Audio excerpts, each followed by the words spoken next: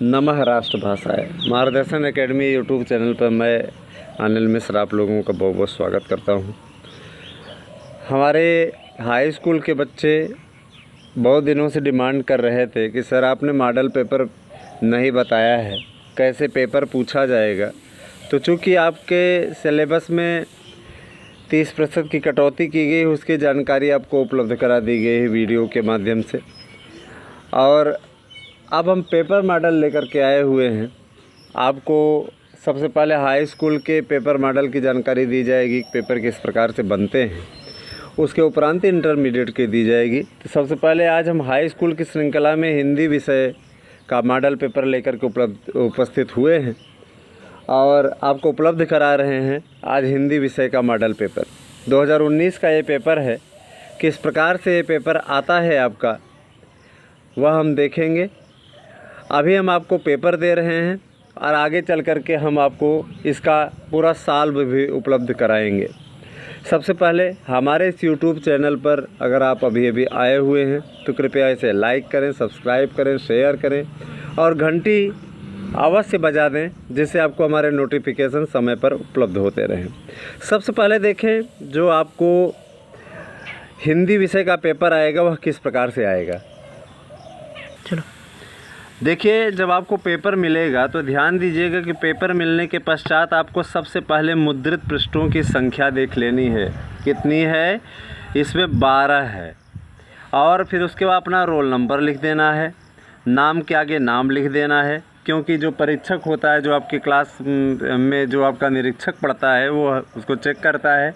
और जो चेक करने वाला बैच आता है आपका निरीक्षण करने के लिए कि आपके पास कोई अनुचित सामग्री नहीं है, वह भी यह देखता है कि आपने यह कंप्लीट किया है कि नहीं किया है। ऐसे पे आप भी सुरक्षित रहेंगे और कक्ष निरीक्षक भी सुरक्षित रहेंगे, क्योंकि कक्ष निरीक्षक आपके पेपर की भी जांच करता है कि उसमें आपने नाम अथवा और रोल नंबर अंकित किया है कि नहीं। साथ ही ध्यान दें, आप उत्तर पुस्तिका में कहीं भी अपना रोल नंबर के अतिरिक्त नाम नहीं लिखेंगे। तो उसके बाद में आप अपने पेपर में जितने कॉलम है उसका कंप्लीट करेंगे, संकेतांक भरेंगे, जहां संकेतांक का चिन्ह होगा, संकेतांक किसी को कहते हैं, उसको भरेंगे। तो 2019 के पेपर में देखिए, सबसे पहले आप जान लीजिए कि हिंदी विषय में कक्षा 10 में कुल 12 प्रश्न पूछे जाते हैं। उनका मॉडल क्या है? पहले प्रश्न का जो का खंड होता है वह होता है बहुविकल्पीय। 3 घंटे 15 मिनट का आपको समय दिया जाता है। 70 नंबर का पूर्णांक होता है। 30 नंबर आपको विद्यालय से दिए जाते हैं। इस प्रकार हो जाते हैं कुल 100। तो पहला प्रश्न देखिए, पहले का निम्नलिखित कथनों में से कोई एक कथन सही है, उसे पहचान के लिखिए। 4 विकल्प आपके दिए रहेंगे, इनमें से कोई एक कथन सही रहेगा, उस कथन को ढूंढ करके आपको करना है। तो यह आपका ऑब्जेक्टिव टाइप का रहेगा, बहुविकल्पी रहेगा। अब हम देखते हैं एक का खा कैसा है। एक के खा में निम्नलिखित कृतियों में से किसी एक कृति के रचनाकार का नाम लिखिए। इसमें 4 कृतियाँ दी रहेंगी और उन 4 कृतियों में से एक के रचनाकार का नाम लिखना रहेगा। नरसिंह भूतनाथ, साहित्यावलोकन, अब बाणभट्ट की आत्मकथा, ये 4 दिया है। इनमें से किन्हीं एक के लेखक का नाम आपको लिखना है। यह भी 1 नंबर का रहेगा। 1 नंबर के प्रश्न हैं ये। हिंदी के 2 प्रसिद्ध, गा वाला देखें, एक गा, हिंदी के 2 प्रसिद्ध उपन्यासकारों के नाम लिखिए। यह आपको दिया रहेगा। 2 उपन्यासकारों के नाम आपको लिखने हैं। अति लघुत्तरी टाइप का प्रश्न है ये। फिर घा वाला देखें, एक घा, किसी एक यात्रावृत्ति लेखक का नाम लिखिए। यात्रावृत्ति लेखक का नाम आपको लिखना है। 1 नंबर का ये भी रहेगा। फिर अंगा वाला देखें, पहले का अंगा, पथ के साथी किस विधा की रचना है, कौन सी विधा है, वह आपको लिखनी है। यह भी 1 नंबर का है। फिर दूसरे प्रश्न में आते हैं। दूसरे का रहेगा, ये लघुत्तरी टाइप का, अति लघुत्तरी टाइप का रहेगा। अति लघुत्तरी टाइप का, जिसमें दिया रहेगा रीतिकाल की 2 प्रवृत्तियाँ लिखिए। माने ये प्रश्न है 2019 में दिया हुआ था कि रीतिकाल की 2 प्रवृत्तियाँ लिखिए। 2-2 नंबर के रहेंगे। और खा वाला देखिए, प्रगतिवाद की 2 विशेषताएँ लिखिए। ठीक है। गा वाला, किसी एक छायावादी कवि का नाम लिखिए। ये 1 ही नंबर का होगा, क्योंकि इसमें 2-2 देखिए दिया हुआ है और इसमें 1 दिया है, तो 1 नंबर का कर दिया। तो 5 नंबर का ये रहेगा। 5 नंबर का आपका पहला प्रश्न रहेगा। पहला और दूसरा प्रश्न आपके 5-5 नंबर के रहेंगे, जो कि इस प्रकार 10 नंबर के होंगे। आगे देखें तीसरा प्रश्न। तीसरे प्रश्न में निम्नलिखित गद्यांशों में से किसी एक के नीचे दिए गए प्रश्नों के उत्तर दीजिए। आपको दो गद्यांश दिए जाएंगे का और खा करके, और का और खा में से आपको किसी एक गद्यांश को पढ़ना है। ध्यानपूर्वक पढ़िएगा, उसी में उसके उत्तर छिपे रहेंगे, उन्हें आपको ढूंढ करके उनके उत्तरों को देना है। हाँ, इतना आपको अवश्य पता होना चाहिए कि इस पाठ का लेखक कौन है और इस पाठ का नाम क्या है, क्योंकि यह उसमें नहीं दिया रहेगा, यह आपको ढूंढ करके लिखना ही पड़ेगा। तो देखिए, इससे संबंधित 3 प्रश्न पूछे जाएंगे। 3 प्रश्न कैसे पूछे जाएंगे? उपर्युक्त गद्यांश का संदर्भ लिखिए। अब आप संदर्भ तभी लिख सकते हैं जब आपको पाठ का नाम मालूम हो और जब आपको पाठ के लेखक का नाम मालूम हो। दूसरा प्रश्न रहेगा रेखांकित अंश की व्याख्या। कुछ अभ्यर्थी होते हैं, विद्यार्थी हमने देखा है, पूरे की व्याख्या कर देते हैं। तो पूरे की व्याख्या मत कीजिएगा। जैसे इसमें फेर दीजिए पिताजी मैं कांप रही हूँ, इसकी चमक आंखों को अंधा बना रही है। आपको इतने की ही व्याख्या करनी है। ध्यान दीजिएगा, इसमें आपको संदर्भ नहीं लिखना है। संदर्भ के लिए पहला ही प्रश्न दे दिया गया कि उपयुक्त गद्यांश का संदर्भ लिखिए। उसी प्रश्न में लिखिएगा रेखांकित अंश की व्याख्या में रेखांकित अंश की व्याख्या हेडिंग डाल करके आपको लिखना है। फिर अपने पिता का कौन सा कृत्य ममता को परम पिता की इच्छा के विरुद्ध लगा। आपको प्रश्न का उत्तर भी मिल गया। किस पाठ से है? ममता। ममता नाम का पाठ है। किसने लिखा है? जयशंकर प्रसाद जी ने लिखा है। तो आपको इसमें से ढूंढ लेना है, आपको इसका उत्तर इसमें मिल जाएगा। इसी प्रकार से खा खंड रहेगा, उसमें भी दिया रहेगा। आपको 3 प्रश्नों के उत्तर उसमें भी देने हैं। चौथे प्रश्न को देखें कैसे देता है। निम्नलिखित पद्यांशों में से किसी एक की संदर्भ सहित व्याख्या कीजिए, उसका काव्य संदर्भ भी लिखिए। ध्यान दीजिएगा, ये आपका काव्य से संबंधित प्रश्न है।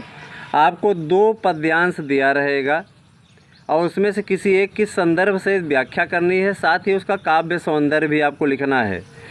संदर्भ लिखेंगे तो आपको 1 नंबर मिलेगा, व्याख्या करेंगे तो आपको 4 नंबर मिलेगा और काव्य सौंदर्य करेंगे तो आपको 1 नंबर मिलेगा। सबके लिए अंक निर्धारित है। तो का खंड दिया रहेगा, खा खंड दिया रहेगा, आपको संदर्भ से इसकी व्याख्या करनी रहेगी। अगला प्रश्न 5वां देखें हम। 5वां प्रश्न है, 5वें का देखें। निम्नलिखित लेखकों में से किसी एक लेखक का जीवन परिचय दीजिए और उनकी कृति का एक रचना का नाम लिखिए।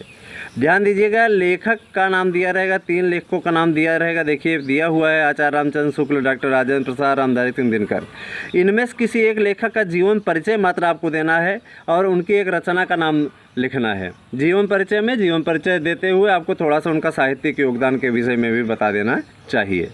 ये श्रृंखला लेकर के हम आएंगे आपको कि किस प्रकार से आपको जीवन परिचय लिखना है और जीवन परिचय इंपॉर्टेंट आपको बताए जाएंगे। साथ ही देखिए ये 3 नंबर का होता है। जीवन परिचय लिखेंगे आपको 2 नंबर मिलेगा और 1 नंबर आपको उनकी एक रचना का नाम लिखने पर मिलेगा। मान लीजिए जीवन परिचय आपको सही से नहीं याद है, आप एक रचना का नाम भी लिख देते हैं तो भी आपको 1 नंबर मिल जाएगा। तो देखिए 5वें का खा देखिए, निम्नलिखित कवियों में से किसी एक कवि का जीवन परिचय दीजिए और उनकी एक रचना का नाम लिखिए। जिस प्रकार से आपने लेखक का नाम लिखा उसी प्रकार से आपको कवि का भी परिचय जीवन परिचय देना है और उनकी एक रचना का नाम लिखना है। 3 कवियों के नाम दिया रहेगा, एक का जीवन परिचय लिखते हुए आपको एक रचना का नाम लिख देना है। अब आते हैं हम 6वें प्रश्न में। यह भी आपका 3 नंबर का ही होगा। 6वां प्रश्न देखें, 4 नंबर का है और इसमें क्या पूछेगा? निम्नलिखित का संदर्भ सहित हिंदी में अनुवाद कीजिए। ये आपका संस्कृत खंड से है। तो आपको 2 खंड दिए रहेंगे, गद्य का दिया रहेगा, एक पद्य का दिया रहेगा और आपको करना एक ही रहेगा, चाहे आप गद्य से करें अथवा पद्य से करें। ठीक है, तो गद्य का देख लीजिएगा, गद्य को समझ में आएगा तो गद्य का कीजिएगा, अन्यथा पद्य का कीजिएगा। श्लोक भी दिया रहेगा अथवा करके दिया हुआ है। अब देखिए यहाँ अथवा करके एक श्लोक भी दिया हुआ है, चाहे आप गद्य का कर दीजिए चाहे पद्य का कर दीजिए, आपको मिलना उतना ही है। 7वां प्रश्न देखें, 7वें का अपनी पाठ्य पुस्तक से कंठस्थ किया हुआ कोई श्लोक, एक श्लोक लिखिए जो इस प्रश्न पत्र में ना आया हो। ध्यान दीजिएगा कि आपको ये श्लोक नहीं लिखना है। इसके अतिरिक्त आपको अगर कोई श्लोक याद है जो पाठ्यक्रम में कटौती की गई हो उस श्लोक को छोड़ करके, उस पाठ के श्लोक को छोड़ करके, ठीक है, इस वर्ष आपको अन्योक्ति विलासा पाठ से नहीं लिखना है। ध्यान दीजिएगा क्योंकि वो हटा दिया गया है। 7वें का काम है ये आपका रहेगा, एक श्लोक आपको लिखना रहेगा जो कि इस प्रश्न पत्र पर नहीं पूछा गया है, उसको छोड़ करके आपको कोई एक श्लोक याद हो उसे आप लिख सकते हैं। 2 नंबर का ये रहेगा। 7वें का खा देखें, निम्नलिखित में से किन्हीं 2 प्रश्नों के उत्तर संस्कृत में दीजिए।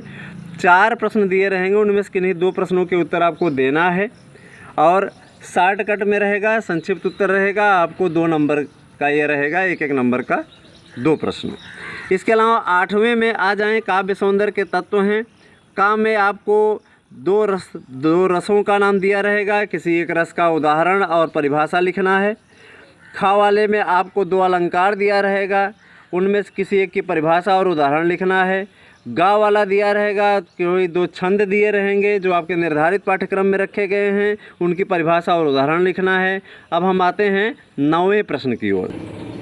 9वां देखें, 9वां में ये सब आपके ऐसे प्रश्न हैं जिनमें आपको पूर्ण नंबर मिलता है, इसलिए इसमें गलती ना कीजिएगा।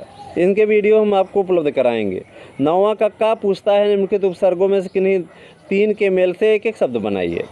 आपको 6 दिया रहेगा और आपको 3 के मेल से एक शब्द बनाना है। आती है, अनु है, अभी है, उप है, वी है, सह है, बताया जाएगा। इसका एक नंबर का रहेगा, या 3 नंबर आपको मिल जाएंगे।